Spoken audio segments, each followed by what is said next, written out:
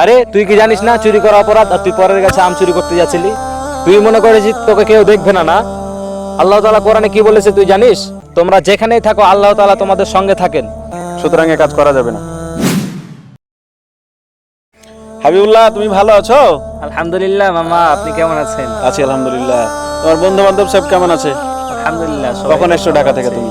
আমি তো আপনার কিছুদিন হলো আসা, আপনার সঙ্গে দেখা সাক্ষাৎ হয় নাই। তোমার বন্ধুরা কেউ আসেনি তোমার সাথে? হ্যাঁ, আমার বন্ধু আসছে তো।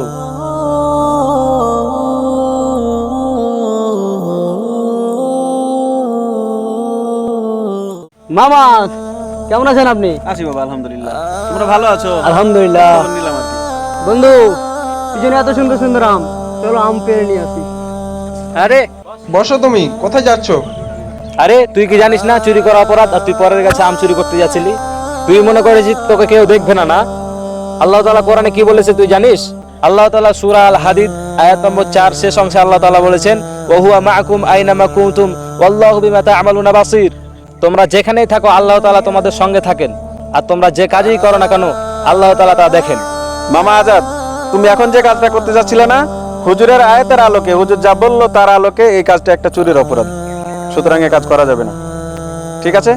মামা, আমি তো এতটুকু বুঝতে পারিনি। আরে এটা কোনো সমস্যা না, শুধু আমরা যদি আজকে এই আয়াতের উপরেই আমরা আমল করতাম, তাহলে আমাদের সমাজে এত চুরি ডাকাতি হত্যা রাহাজানি কোনো রকমের গুনাহ কাজ আমাদের এই সমাজে আর থাকতো না।